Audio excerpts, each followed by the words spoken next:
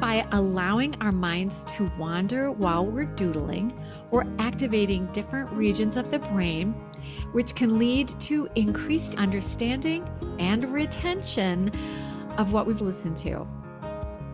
So doodling is not mindless, it's mindful.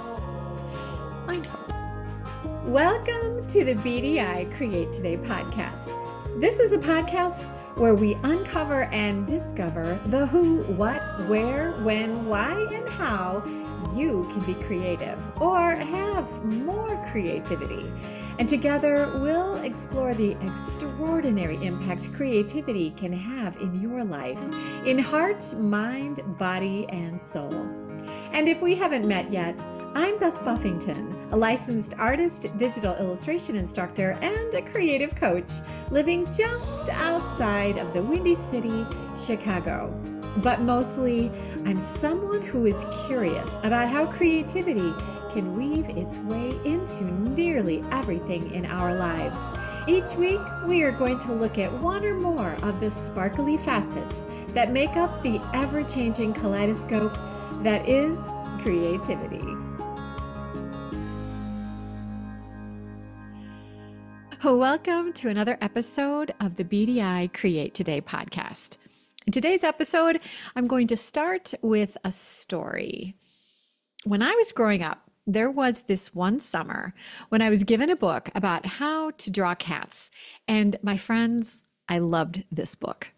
And during that summer, you could find me everywhere with my How to Draw Cats book and my sketch pad and my pencils. And you would find me drawing cats. I was drawing in my bedroom, on the couch, on picnic tables, at barbecues. I took my sketch pad and my cat book to friends' houses, and I got them interested in drawing cats with me. It was an obsession. I did it everywhere.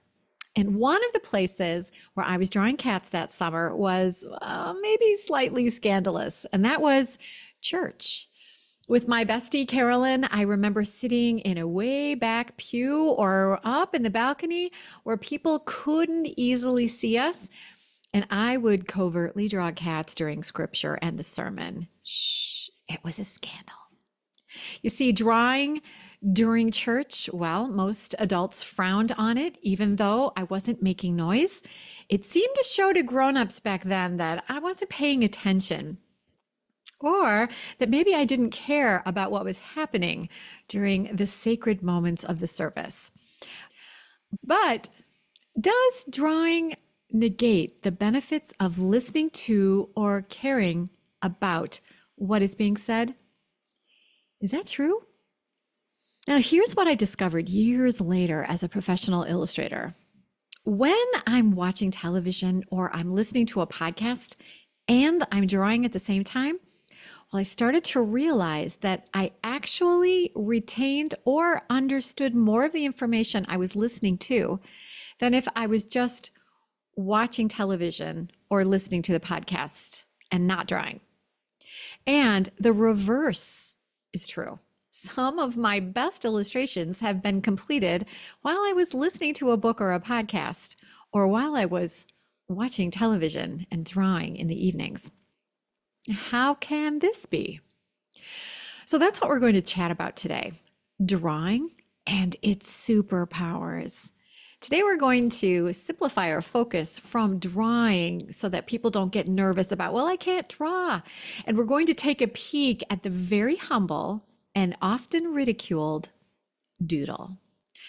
So my creative friend, I want you to find yourself a pen or a pencil and doodle on anything, a napkin, a scrap of paper, notepad, whatever, and listen along to some pretty amazing information about the benefits of drawing doodles. So listeners, I am in love with another book about creativity, and we're going to talk about this book today. The book is The Doodle Revolution by Dr. Sunni Brown. Now, Dr. Brown begins her book with a quote from Alvin Toffler that should make you stop and think, and then think again about how this particular quote could apply to you personally. Anyway, it made me stop and think again. So here it is. The quote is, The illiterate of the 21st century will not be those who cannot read and write, but those who cannot learn, unlearn, and relearn. I think this is a pretty creative way of thinking about learning.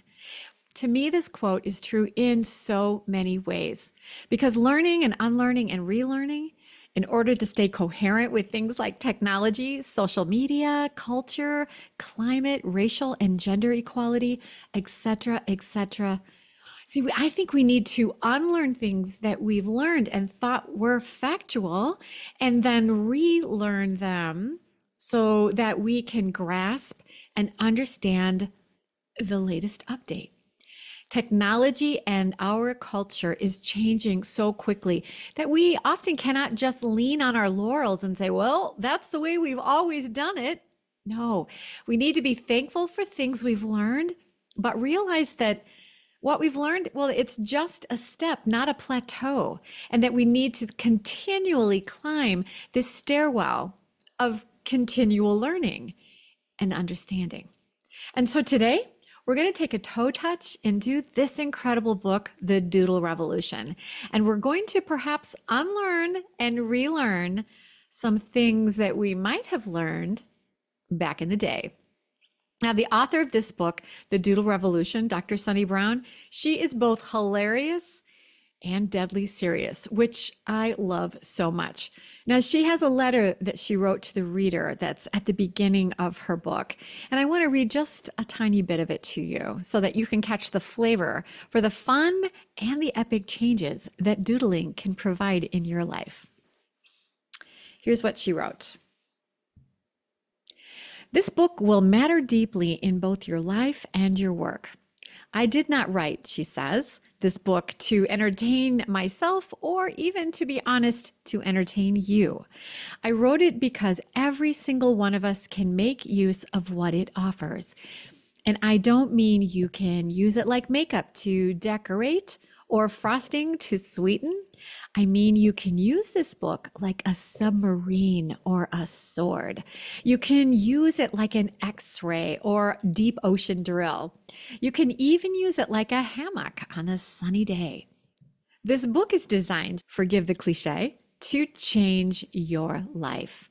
It will help you expand what is available to you as a weapon against ignorance, a tool against complexity, a meditation in search of insights, and a game in search of discovery. All these possibilities are idling just within reach in the universally known device called the Doodle. I thought this was a really great way to start her book, kind of just getting you ready for what is to come. Now, we're going to talk about doodles today in this episode, and I want to rewind a little bit and remember, let's go back to episode 1 of Create Today with Beth Buffington, and you'll remember that we pondered who is creative. And we talked about that as children, we are all so creative. We're all confident with the crayon, right? And as children, we were confident with our creations as well. Children are not afraid to hold up their drawings and proudly say, look what I just drew. And let me tell you about it. But the majority of adults will tell you, I can't draw. I hear this all the time. And that is because creativity is slowly pressed out of our souls in lieu of literacy and verbal communication. And while these are without debate super important areas to expand in our brains, it should not be at the expense of creativity. And today, when I say creativity, I'm talking about doodles. So why the bad rep, doodles? I thought, well, let's go back to the dictionary and let's look up the definition of the word doodle. And here's what I found. So doodle as a verb is a drawing made absent-mindedly or to waste time in aimless or foolish activity. Doodle as a noun is a design or figure made by idle scribbling. Or, listen to this one. Doodle as a noun is a foolish or silly person. Now, Wikipedia tells us that the word doodle first appeared in the 17th century to mean a fool or simpleton, and it may derive from the German word Doodletopf or Doodledop, meaning simpleton or noodle. Now, the origin of the early 18th century verb to doodle was to swindle or to make a fool of. And then the modern meaning emerged as a term for a politician who was doing nothing in office at the expense of his constituents. And this led to the more generalized verb to doodle, which means to do nothing. Ouch. Oh, poor doodles. What a bad rap. Doodling has often been dismissed as a mindless habit or a sign of inattention from someone who just doesn't care. So no wonder it was frowned upon to draw in church. No wonder I snuck in my sketch pad and drew in the back row. Drawing with no obvious purpose had been labeled as mindless and foolish, and so drawing while important information was being shared, well, it just showed inattention, and that led to judgment of the doodler or the drawer as someone who didn't care. So today we're going to unlearn and then relearn what we've learned about our thoughts on doodles. We're going to reinforce a lot of the things that came from the Doodle Revolution and its perspective that doodling is actually a powerful tool for boosting creativity, improving focus, and enhancing learning. So seriously, my friend, I want you to grab your favorite pen and pencil and doodle while you listen. You just might remember more of what we're talking about today if you doodle while I talk. So to truly understand the benefits of doodling, let's dig into some scientific data.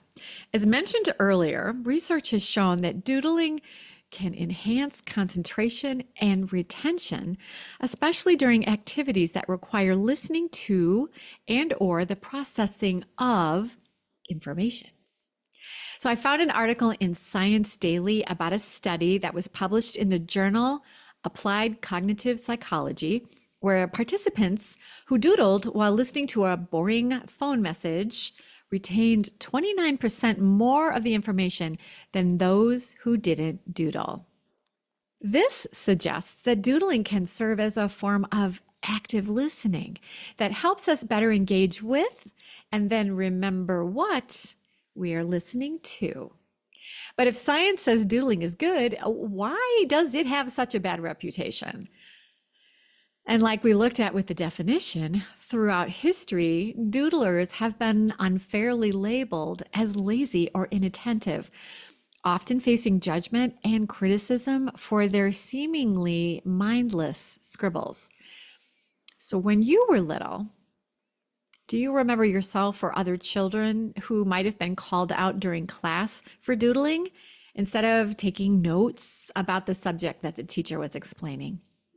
Often school doodlers were publicly shamed. Beth, is there something you'd like to share with the class? And then drawing held up for ridicule. As a result, it is not uncommon for doodling to have been smushed and erased out of our creative souls during a time when we might have been fearful of the judgment of our peers or our teachers. So lots of folks don't doodle. And I bet this phrase is even more accurate. Lots of folks don't doodle anymore. But my friend, they should, and we should, and you could. And if you do doodle, doodle with confidence and doodle all the day. See, this is one of those places where we need to consider unlearning something that we've learned. In this case, the thought that doodlers were uncaring and inattentive. And we need to be open to relearning using a new perspective that has been opened to us by science and the book, The Doodle Revolution. I actually think that many schools today are more open to children finding their best habits for having attention and retention of information. Because chats with my daughter, who teaches third grade, has shown me that she embraces many methods of learning in her classroom. And doodling, well, it's just not the culprit that it once was. But for many of us who are adults right now, we were taught to hide our doodles or taught not to doodle. And so let's embrace a bit of unlearning and embrace the freedom of this new knowledge. My friend, run with abandon to your pencil and doodle, my friend, with confidence. Now let's take a quick break and listen to a word from our sponsor. And my friend, that would be me. Are you interested in exploring your creativity with Procreate on your iPad? Get my free Kickstart video. It's going to give you a beautiful tour of how to use Procreate to create your own art. You'll get information about brush libraries, layer and layer options, explanations of the tool icons, and so much more. Just go to www.bdi-create.today/Kickstart to get my free Procreate Kickstart video. So we've engaged in a new perspective that doodling is far from mindless. It's a natural and instinctive form of expression that can actually enhance cognitive abilities and boost creativity. And dang it, it's fun too. And that's a win-win. So doodling engages the brain's default mode network. We're getting a little sciencey again. And this default mode network, this is responsible for daydreaming and creative thinking in our brain. And by allowing our minds to wander while we're doodling, we're actually activating different regions of the brain, and it's making new connections, which can lead to increased insight and understanding and retention of what we've just listened to. So daydreaming is really day thinking. So doodling is not mindless, it's mindful. Mindful. And as if this wasn't enough magic, in addition, doodling can serve as a form of visual thinking, which allows us to explore ideas and concepts in a non-linear way. So you might be thinking, how the heck can I use visual thinking when I'm just doodling hearts on my notepad, Beth? Valid point. So you know I love a good list. So here is a list of examples for how visual thinking can come from your doodles daily. Number 1, brainstorming. Doodling can serve as a great brainstorming tool, and it's going to help you generate ideas in an intuitive, nonlinear way. So drawing doodles instead of just writing a brainstorm list with words, this is going to make it easier to explore new concepts through the simple images that you doodle in your visual thinking. And visual thinking, by the way, is just a fancy way of saying talking with simple pictures. Think Pictionary, okay? Number 2, problem solving. Doodling can help us approach problems from different angles and then come up with innovative solutions by engaging the brain's default mode network, which we now know is stimulating our creative thinking and helping us find those out-of-the-box solutions. So quick and simple illustrations help us with that non-linear thinking. Number 3, inspiration. Doodling can spark inspiration and ignite our imagination, and this can lead to breakthroughs and new insights to future creative projects. I mean, how many times have new ideas popped up from sketches on a napkin? This often happens when you are just casually allowing your pen or your pencil to flow with no preconceived notion or idea of what you are creating. And this allows the brain to remap ideas and connect random ideas together, often creating innovative and novel ideas. And because there's no good or bad doodles, your mind is free to wander. So yay, visual thinking on a napkin. And visual thinking on a napkin can also be additionally enhanced by a really nice martini. Number 4, relaxation. Doodling can be a form of relaxation and stress relief. This will allow us to unwind and recharge our creative batteries. It's a visual way of releasing stress and mindfully calming our brain through simple and often repetitive shapes and strokes. And this can be done with pens and pencils or paint. It's like visual meditation using pen and paper instead of a yoga mat. Now you might be thinking, okay, I get it, Beth. Doodling is creatively good for me in heart, mind, body, and soul. But how do I incorporate doodling to make this goodness happen in my life?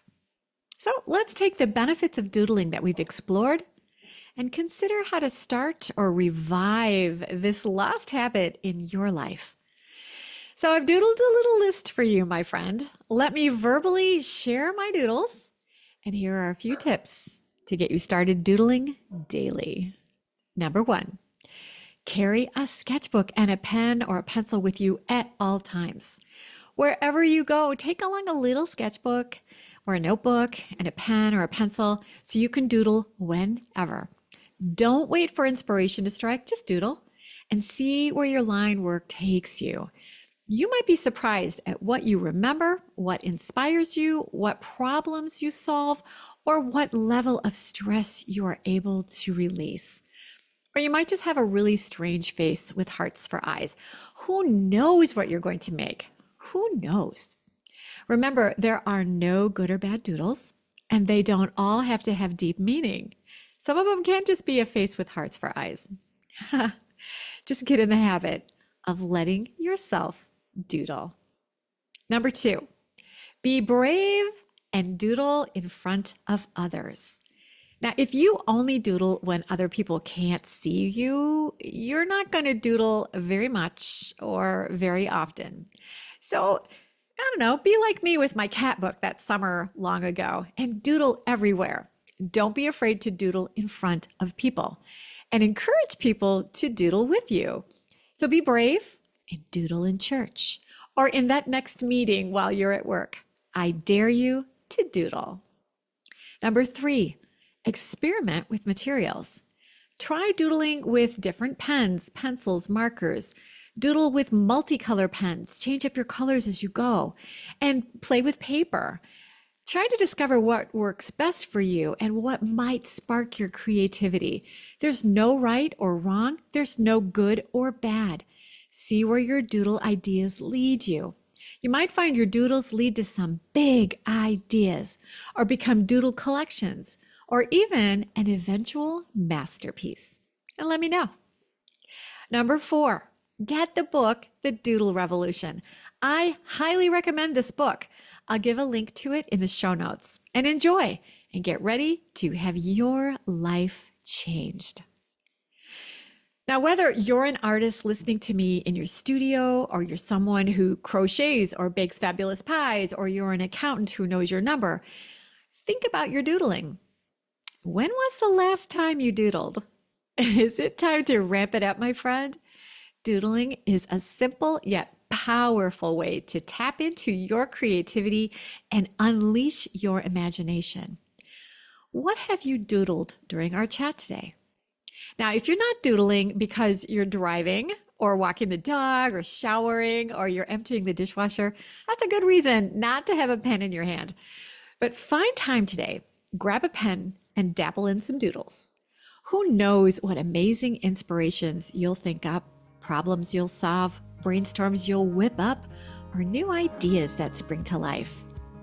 Now, I hope you've enjoyed exploring the surprising benefits of doodling with me today. Until next time, there's magic in every doodle, so doodle daily. And until we meet again, stay creative, my friend. Oh, here's one more note from our sponsor, and that's still me. I have an exciting invitation for you. Now, here in Chicagoland, we are slogging our way through April's wintry mix. But this chilly spring weather, well, it just gives us time to plan what to create this summer. And here's an idea for you. come create today with me at the all-inclusive Artist Rising Retreat Center in the beautiful Connecticut River Valley Inn. Imagine sun-filled summer days where all you need to do is relax and be creative. The dates are July 28th through August 1st. And we're going to draw flowers, and then I'm going to show you how to make your beautiful flowers into zenfully gorgeous flower mandalas, all in Procreate. It's easy, and I promise you, you can do this whether you're a seasoned Procreate professional or you're a newbie to this lovely drawing program. So come and bring a friend or two or three and meet me in Connecticut this summer for some lovely sun-filled days, and we'll create today together. For registration and to gather more information, just go to www.artistsrising.net/Beth-Buffington-2024. Or make it easy and just go to the show notes for the link. You can also find the information on my Instagram page. Just search for Beth Buffington. My friend, I cannot wait to create today with you this summer.